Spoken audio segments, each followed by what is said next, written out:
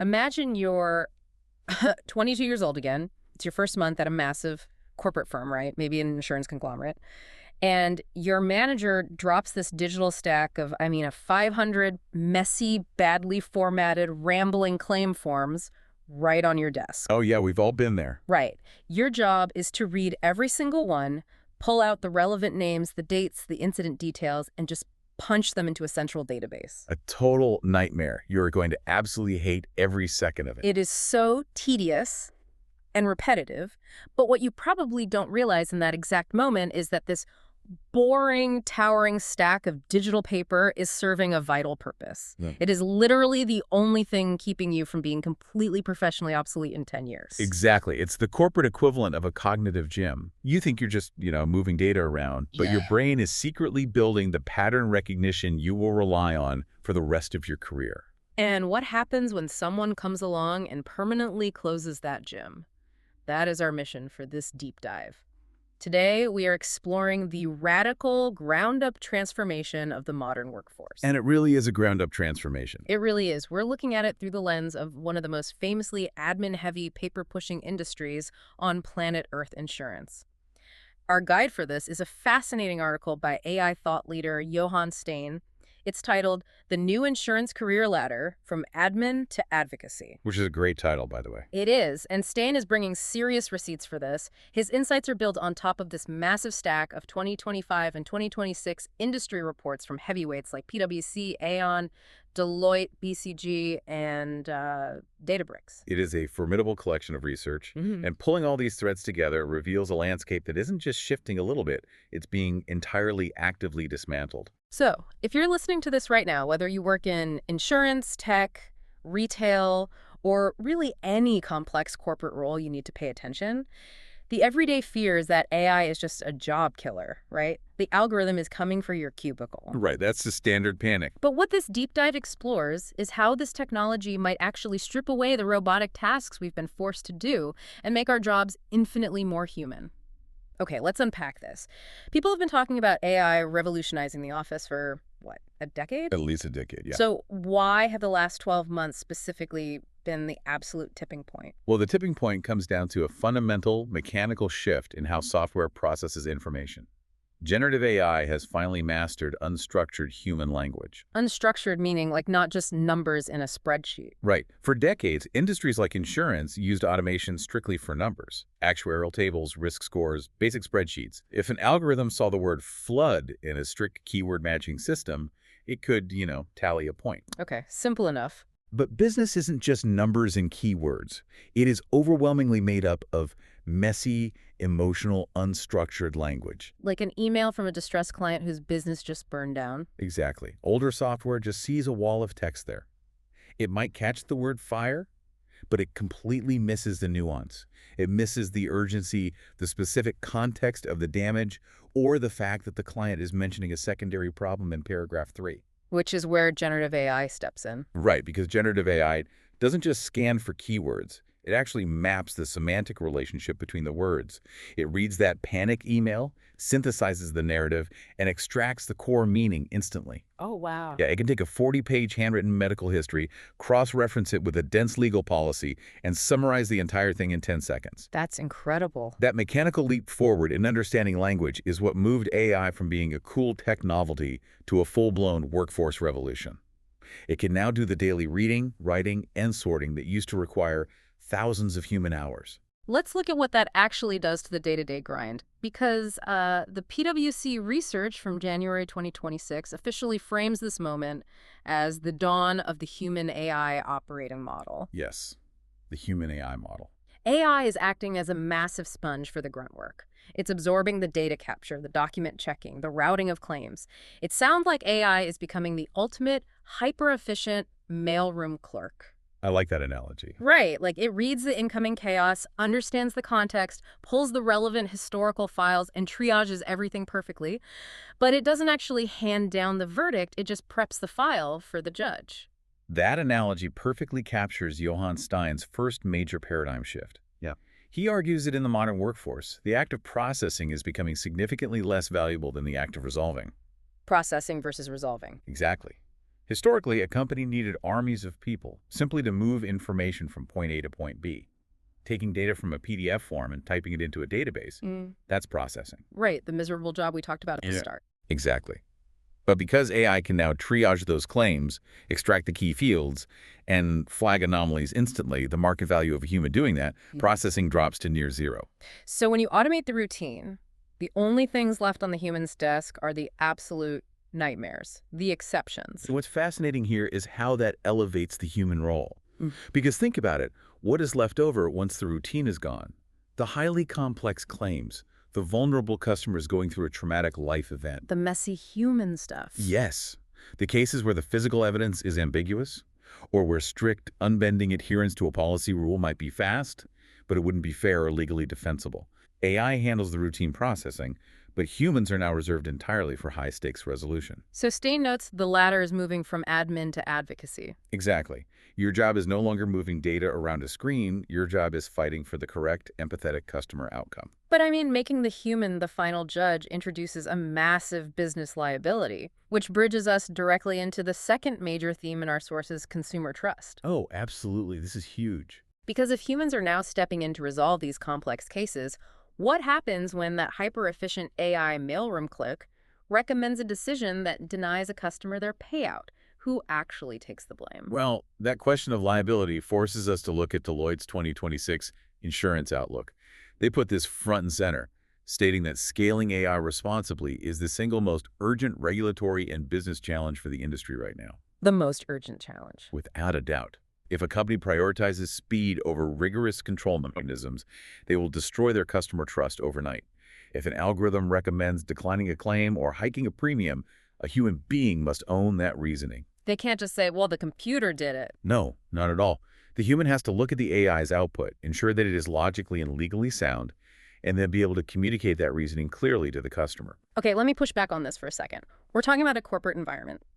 If I'm an executive and the AI is processing millions of data points 24/7, reliably and cheaply, isn't there a massive, almost overwhelming temptation to just rubber stamp the AI's decisions? Just let the computer says no, algorithm run wild to save millions of dollars in payroll. I'll play devil's advocate here, because for certain things, they absolutely will rubber stamp it. Really? Yeah. I mean, if a customer files a $50 claim for a cracked phone screen, the administrative friction of having a human review it costs more than the payout itself. Yeah. In those micro-policy cases, automated rubber stamping is highly efficient and actually keeps premiums lower for everyone. Sure. Okay, for a phone screen.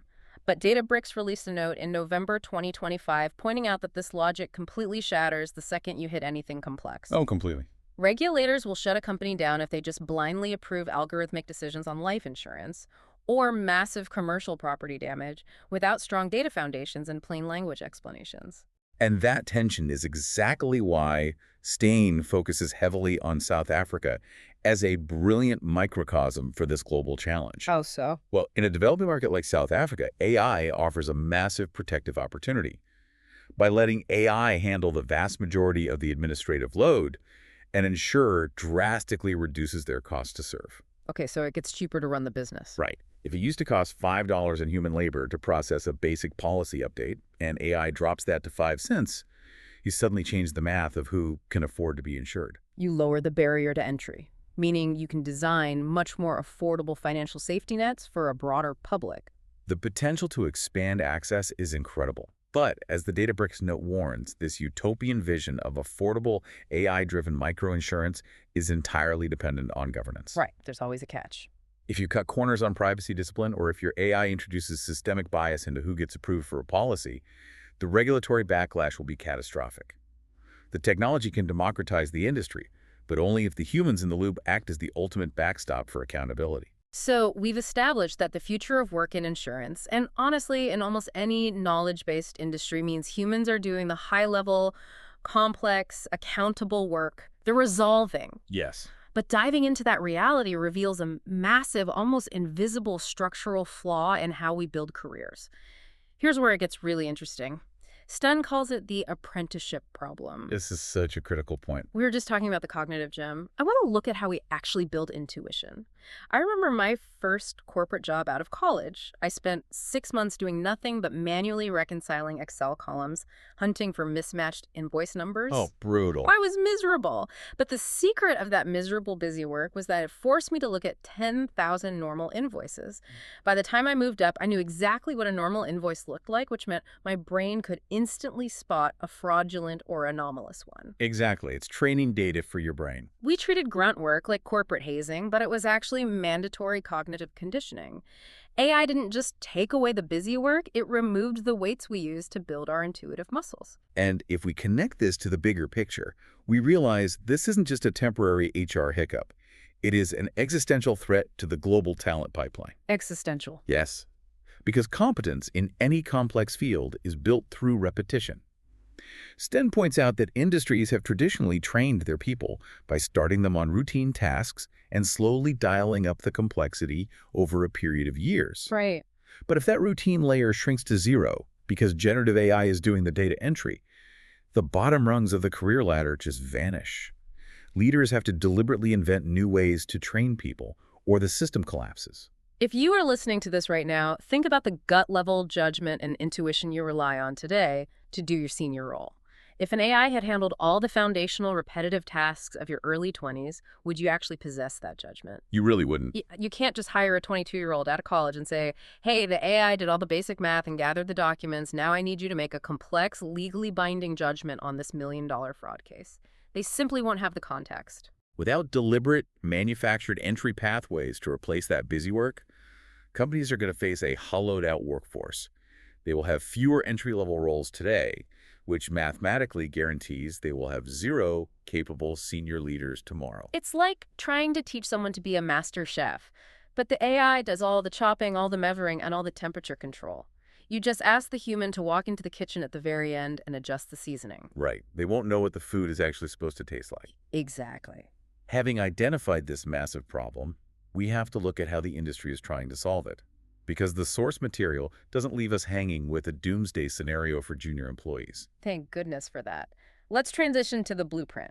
Aon published an analysis in March 2026 highlighting the intense cross-industry competition for digital and cyber skills. And BCG put out a mandate in September 2025 that was incredibly blunt. They said you cannot scale your AI adoption unless you simultaneously scale your human capability. The two are permanently linked. Absolutely. A high-functioning artificial intelligence requires high-functioning human intelligence to guide it. You can't just buy the software you have to rebuild the organization around it. So practically speaking, if I'm an operations leader trying to manage a team through this transition right now, what is my actual blueprint? How do I build a career ladder out of thin air when the bottom rungs are gone? Well, Steyn lays out 3 specific directives for this. And the first one is map tasks, not job titles. Walk us through the mechanics of that.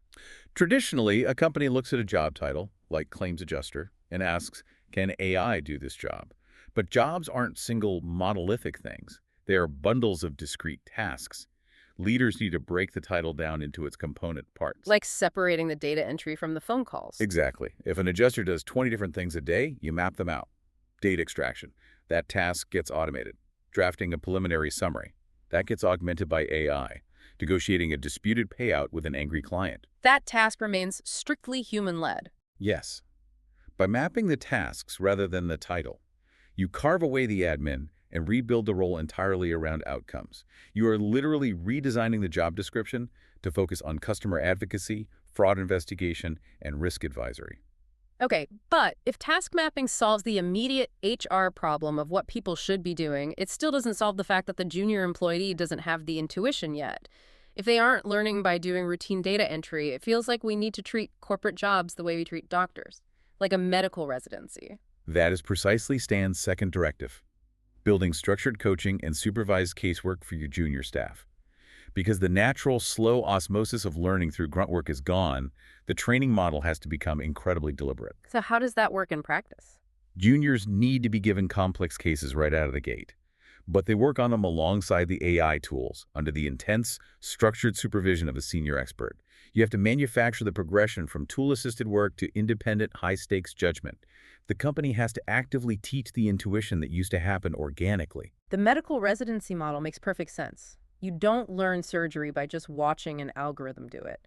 You learn by doing the procedure with an attending physician looking over your shoulder, correcting your hands in real time. Exactly. That's the only way to build that muscle now. What is the third directive to make this all work? The third directive from Steyn is for the operations leaders managing the floor.